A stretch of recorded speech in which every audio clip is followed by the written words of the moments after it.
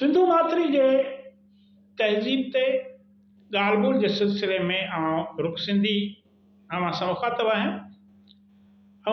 भाउरनि भेनरुनि दोस्तनि ऐं साथियुनि जी वॾी महिरबानी जो मुंहिंजे चैनल में दिलचस्पी वठो पिया। सिंध जी तारीख़, सिंध जे तहज़ीब ते हीउ सिलसिलो जेको आहे उन में अव्हांखे उहा ॼाण ॾिनी वेंदी जेका अव्हां खां लिकाई वई आहे या उन तारीख़ खे मुसख़ कयो वियो आहे, उन तारीख़ बदिलायो वियो आहे, तब्दील कयो वियो आहे पंहिंजे मुफ़ादनि में, धारियनि, हुक्मराननि या उन्हनि जे एजेंटनि तरफ़ां। त हाणे पाण जेको आहे सो सिंधु माथिरीअ ते आर्यन जे हमले वारी थ्योरी बाबति ॻाल्हाईंदासीं। त आख़िर ब्रिटिश सरकार जेका बरसगीरत क़ाबिज़ हुई उनखे इन जी ज़रूरत छो पेश आई त हुननि सिंधु माथिरीअ ते आर्यन जे हमले वारी थ्योरी पेश कई। बरतानवी तारीख़दारनि ऐं आर्कियालॉजी जे माहिरनि हिक गहरी साज़िश हेठि ऐं हिकमत अमली हेठि बरे सगीर ते हिंद सिंध ते आर्यन जे हमले जो तस्वर आॾो आंदो, जीअं हिन खिते में संदन बेठकी मुफ़ाद या कब्ज़े वारा मुफ़ाद सलामत रही सघनि। संदन इन थ्योरी जो कीतो अॼु ताईं बरे सगीर सिंध हिंद जा माण्हू भोॻे रहिया आहिनि। अॼु बि बरे सगीर जा माण्हू अंग्रेज़नि जी इन साज़िशी ऐं कूड़ी थ्योरी में यकीन था रखनि। आर्यन जे विच एशिया जे हिक नस्ली ग्रुप वारो तस्वर पहिरियों भेरो जर्मन ॿोली माहिर मैक्स मोलर 1850 में पेश कयो। आर्या नस्ल वारी थ्योरी घड़ींदड़ जर्मन माहिर मैक्स मोलर ऑक्सफोर्ड शहर में 1848 में रहाइश इख्तियार कई।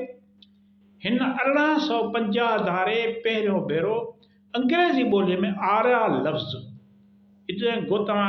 थोरो गौर ॾिजो त आर्या लफ़्ज़ ॿोलियुनि जे हिक वॾे ग्रुप तौर मुतारफ़ करायो। यानी आर्या लफ़्ज़ पहिरियां कंहिं क़ौम नस्ल तौर मुतारफ़ न करायो वियो पर ॿोलियुनि जे हिक ग्रुप तौर। हिन न फ़क़ति आर्यन ॿोलियुनि जे ग्रुप वारो नज़रो ॾिनो पर पोइ अॻिते हली हुन सां गॾु आर्यन नस्ल जो बि मफ़रूज़ो मुतारफ़ करायो, माना पहिरियां ॿोलियूं उन खां पोइ वरी नस्ल। मैक्स मोलर आर्यन नस्ल जे माण्हुनि जो ओलह एशिया खां ॿिनि ग्रुपनि में लॾ पलाण जो तस्वर पेश कयो, जंहिं मूजिबि सेंट्रल एशिया मां आर्यन जे हिकु ग्रुप ओलह तरफ़ यूरोप ऐं ॿिए ग्रुप ओभर यानी ईरान तरफ़ लॾ पलाण कई। ईरान तरफ़ लॾ पलाण कंदड़नि जी आख़िरी मंज़िल सिंधु माथिरी हुन जे चए मुताबिक़ आर्यन बाबति इहो ख़्यालु पेश कयो वियो त हू सेंट्रल एशिया जा खाना बदोश कबीला हुआ, रोलू कबीला हुआ, जिन 1500 क़िबल मसीह धारे पंहिंजे असुल वतन विच एशिया मां निकिरी ओभर तरफ़ ईरान रस्ते सिंधु माथिरीअ ॾांहुं लॾ पलाण कई।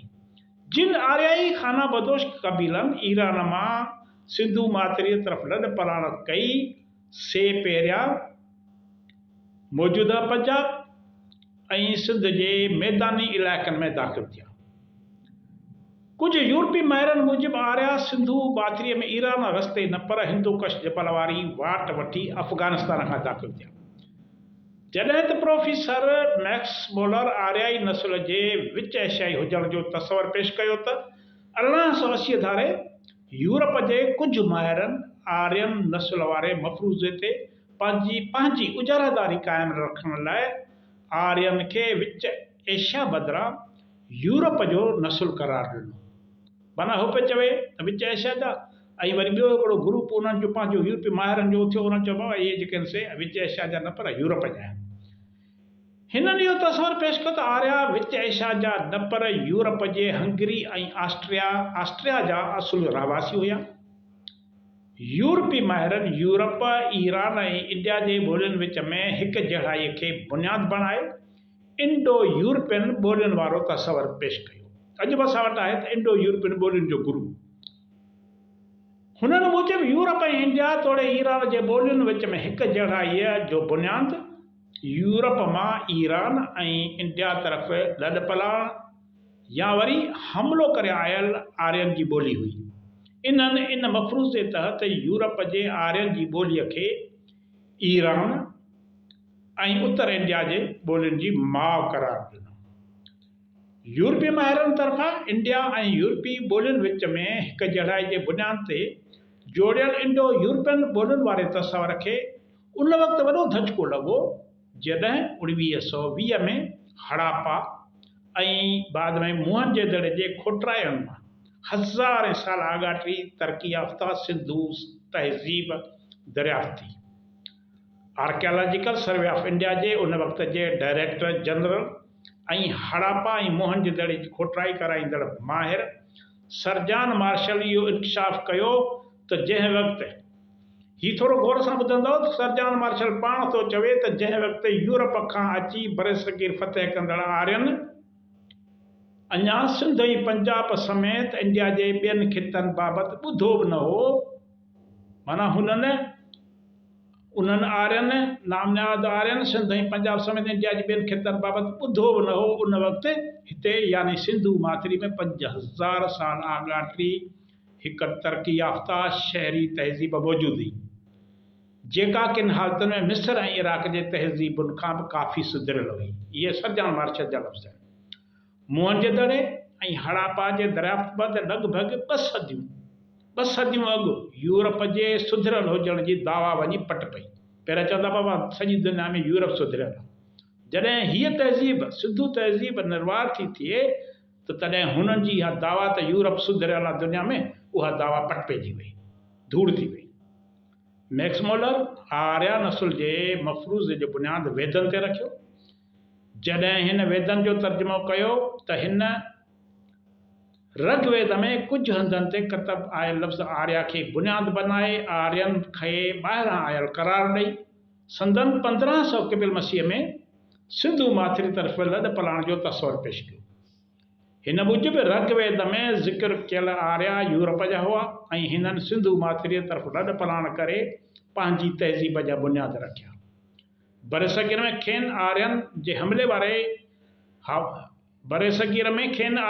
वारो मफ़रूज़ो उन वक़्तु जोड़ण जी ज़रूरत पेश आई जॾहिं सिंधु माथिरीअ में 5000 साल खां बि आॻाटी तहज़ीब दरियाफ़्त थी। आर्यन जे सिंधु माथिरी ते हमले वारी थ्योरी सर मर्टिमर व्हीलर तरफ़ां पेश कई वई। आर्याई हमले वारी थ्योरी मूजिबि आर्यन सिंधु माथिरी ते हमिलो करे सिंधु जी तहज़ीब जो ख़ात्मो आंदो। मार्टिमर व्हीलर 1946 में जॾहिं हड़ापा जी खोटराई दौरान हिकु दड़े जे चौधारी हिकु किले नुमा भित ॾिठी त हिन बिना कंहिं सोच वीचार ऐं टाइम विञाइण जे उनखे आर्यन जो हमिलो करार ॾेई इहो नतीजो कढियो त आर्यन सुप्ता सिंधु यानी सतनि दरियाहनि जे देस खे हमिलो करे फतह कयो यानी पंजाब ऐं हिननि उतां जे रहवासियुनि जे शहरनि जी चौधारी क़ाइमु कयल क़िला तबाह कया। मार्टिमर व्हीलर मूजिबि वेदनि में आर्यन जे जंगजू देवता इंद्रा सिंधु सभ्यता जे मागनि खे तबाह कयो। देवता इंद्रा खे उन वेड़ में 90 खनि क़िला तबाह कंदड़ करार ॾिनो पियो वञे। इहे क़िला किथे हुआ जिन खे इंदिरा तबाह कयो? इन्हनि जो मार्टिमर व्हीलर वटि को बि सबूत मौजूदु न हुयो।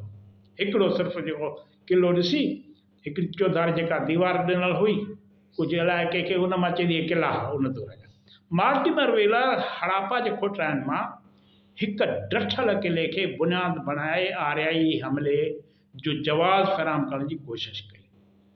सिंधु माथिरी ते आर्याई हमले वारी थ्योरी जा यूरोपी माहिरनि तरफ़ां 3 मुख्य नुक़्ता पेश कया विया। पहिरें नुक़्ते मूजिबि सिंधु माथिरी जा असुलका रहवासी कारे रंग जा दरावड़ हुया जिन सिंधु माथिरीअ में हिकु इंतिहाई पुरअमन ऐं तरक़ी याफ़्ता शहरी तहज़ीब जो बुनियादु विधो। ॿियो नुक़्तो हुननि इहो पेश कयो त सिंधु माथिरीअ ते 1500 क़िबल मसीह में सफ़ेद रंग जे आर्यन नाले हिकु रोलू नस्ली ग्रुप हमिलो करे कब्ज़ो करे वरितो।